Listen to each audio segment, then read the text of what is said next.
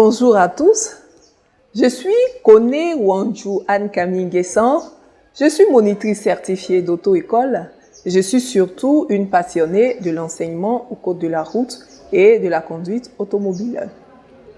Mes vidéos ont pour objectif principal de vous expliquer les règles et les règlements relatifs à l'utilisation des voies publiques par les usagers. Il y a quelque temps de cela, nous avons vu ce que c'était que la signalisation routière. Nous avons vu la signalisation horizontale. Nous avons également vu la signalisation verticale.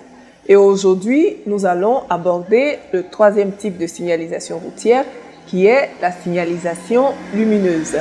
Mais avant toute chose, laissez-moi vous dire infiniment merci.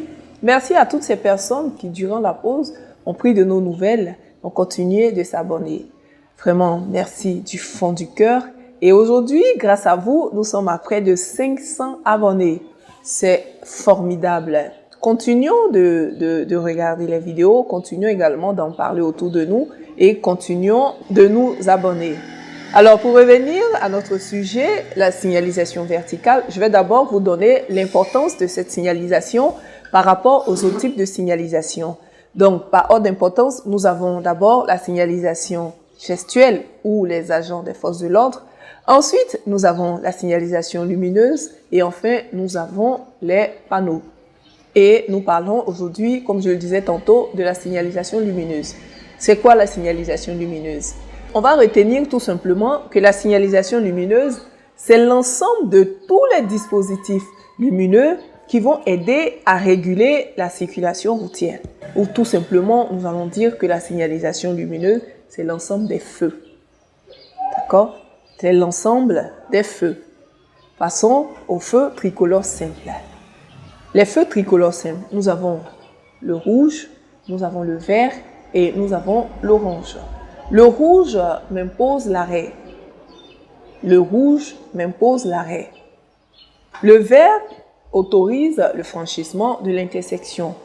Le vert autorise le franchissement de l'intersection, mais il faut rappeler que le vert autorise le franchissement de l'intersection, mais n'oblige pas le franchissement de l'intersection. Je m'explique. Vous arrivez à une intersection, vous avez rencontré le feu vert, mais il se trouve que devant vous, il y a un embouteillage. Le franchissement est impossible. Même si vous avancez, vous ne pourrez pas franchir l'intersection, vous ne pourrez pas continuer votre course. Donc, en ce moment, ça ne sert à rien de vous engager.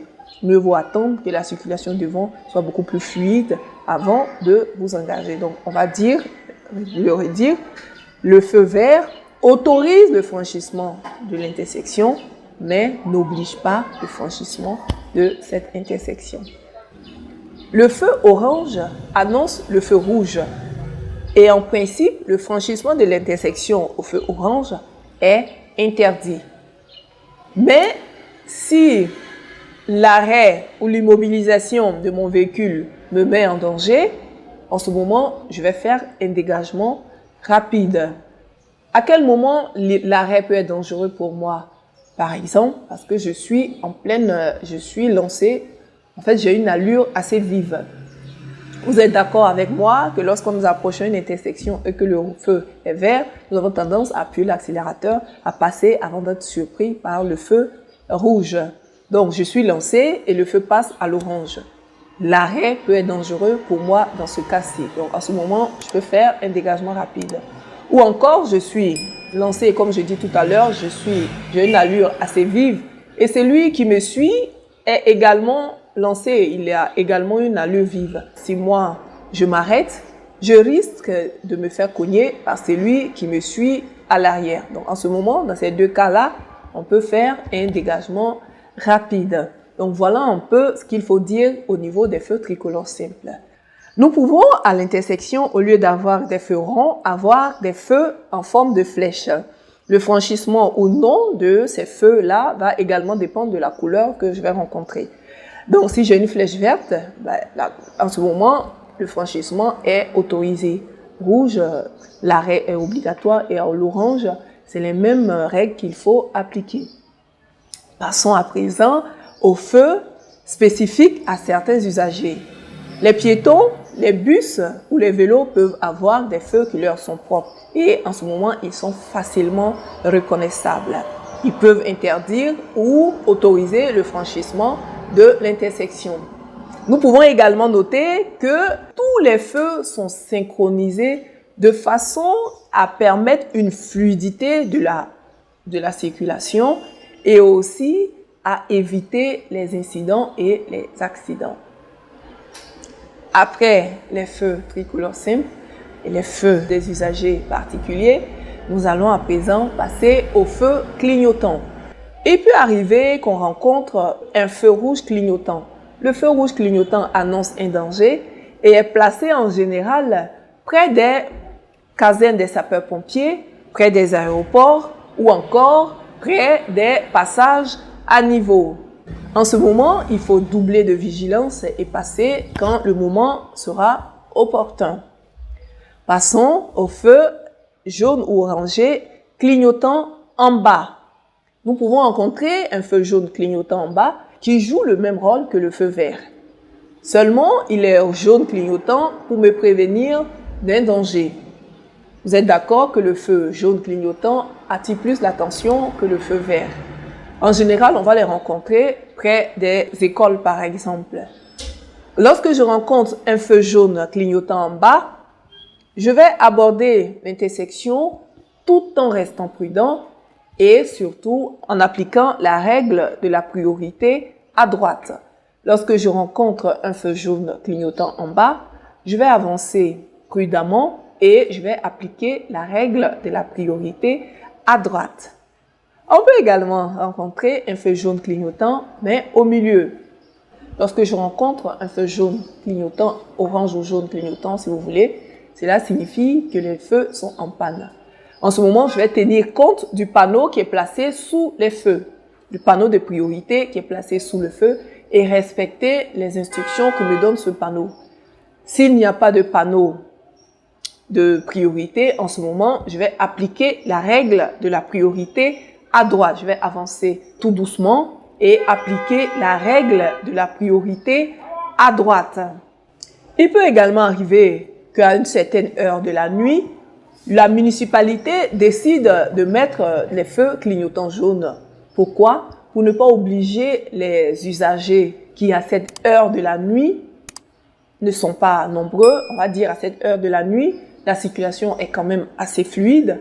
En ce moment, ça ne servira vraiment à rien d'obliger un conducteur à venir s'immobiliser au feu rouge. En ce moment, les feux jaunes clignotants sont mis pour permettre vraiment aux usagers de circuler tout en restant prudents. Et en ce moment encore, on va appliquer la règle de la priorité à droite. On passe à présent aux autres feux. Nous pouvons avoir des feux de balisage d'alerte. Les feux de balisage d'alerte sont en général des feux temporaires. Ils font partie de la signalisation temporaire et sont placés en général près des chantiers. Alors, les feux de chantier sont placés pour permettre la circulation alternée. En ce moment, ça veut dire qu'une voie est affectée par les travaux qui sont en cours. Et nous pouvons également, enfin, avoir des tableaux à messages lumineux. Ces tableaux à messages lumineux nous renvoient des informations en temps réel, soit sur la météo, soit sur les éventuels embouteillages, ou soit servent à faire la sensibilisation sur la sécurité routière. Voilà en gros ce qu'on peut retenir quant à la signalisation lumineuse. J'espère que les explications ont été assez claires et que vous avez appris quelque chose. Et à présent, nous allons passer aux questions. Première question. Quel comportement adopter lorsque j'arrive et que le feu est jaune clignotant? Quel comportement adopter lorsque j'arrive et que le feu est jaune clignotant? J'approche une intersection où le feu est vert. Le franchissement de l'intersection est-il obligatoire ou non? J'approche une intersection où le feu est vert. Le franchissement de l'intersection est-il obligatoire ou non? Et enfin, la troisième question. À quel moment peut-on rencontrer un feu rouge clignotant? À quel moment peut-on rencontrer un feu rouge clignotant? Merci à tous de nous avoir suivis. Merci d'avoir suivi cette vidéo jusqu'à maintenant. J'espère qu'elle vous a apporté encore un plus et qu'elle vous aide vraiment à la préparation de l'obtention de votre permis de conduire. On se donne rendez-vous la semaine prochaine. Surtout, n'oubliez pas de liker, de partager, de commenter et surtout de vous abonner. On se donne rendez-vous pour le prochain cours le vendredi prochain sur le thème de la signalisation gestuelle. D'ici là, portez-vous bien, je vous souhaite le meilleur et à très vite.